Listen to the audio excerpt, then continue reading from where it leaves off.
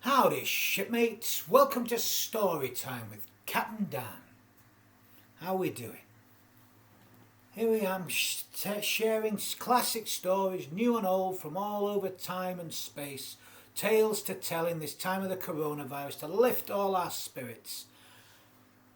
If you have any requests for stories, please send them in. If there's anybody you'd like me to dedicate a tale to, I'm happy to do so. Just get in touch. Let me know how you're doing. Today's story is a bit of a classic tale, actually. It's a part of a classic story, and I'm dedicating this to the person who first introduced me to this story when I was a young sailor learning how to be before I was a sea captain. It was my old tutor, the Reverend Dr. Ann Peart, introduced me to this tale. So it's taken from the Velveteen Rabbit, but it's not the full story of the Velveteen Rabbit. It's just a little section of it. So I'm just going to tell you the title of, which is called "The Skin Horse Tells His Story." And I'm reading from a very, very special book here. It belongs to Sue, my wife, and it was given to her by her sister when they travelled to New York not long after a very sad time in their lives. And maybe this story, or this part of the story, reminds us of some people in our lives that's perhaps a little bit older than us. And anyway, I'll just read the little dedication to the Velveteen Rabbit from September 1999, a long time ago. It says, "Dear Sue, thank you for taking me to New York. You are the best sister ever." It's signed R with a kiss, but we know that that's Rose. So I'm also dedicating this story to Sue's sister, Rose. So it's from the Velveteen Rabbit, How Toys Become Real, by Margery Williams. But I'm not telling the whole tale, like I say, just a little section called "The Skin Horse Tells His Story." Maybe think about your grandparents or something when you hear this tale.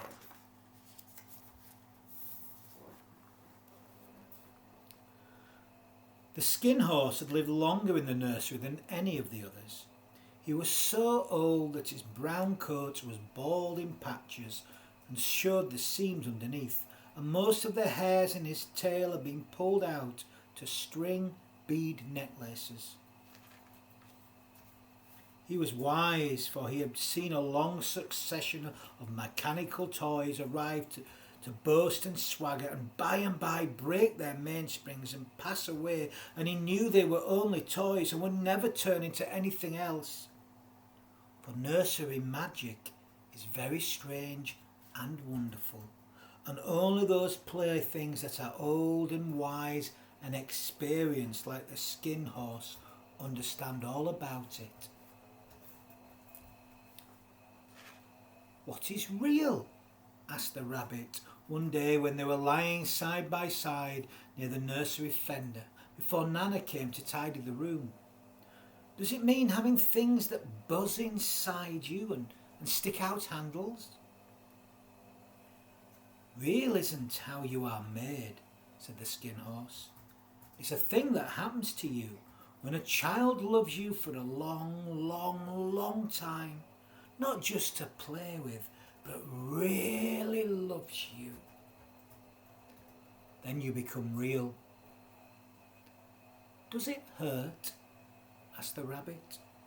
"Sometimes," said the Skin Horse, for he was always truthful. "When you are real, you don't mind being hurt." "Does it happen all at once, like being wound up?" he asked. "Or bit by bit?" "It doesn't happen all at once," said the Skin Horse. It takes a long time. That's why it doesn't often happen to people who break easily, or have sharp edges, or have to be carefully kept. Generally, by the time you are real, most of your hair has been loved off, and your eyes drop out, and you get loose in the joints and very shabby. But these things don't matter at all, because once you are real, you can't be ugly, except to people who don't understand. "I suppose you are real," said the rabbit. And then he wished he'd not said it, for he thought the skin horse might be sensitive. But the skin horse only smiled. The boy's uncle made me real, he said. That was a great many years ago. But once you are real, you can't become unreal again. It lasts for always. There's a lovely picture there of Rabbit and the skin horse, and you can see just how real the skin horse is. So there we are, that's the end of today's tale. An extract from the Velveteen Rabbit by Margery Williams. A lovely tale. Be a long time before you become real, don't worry.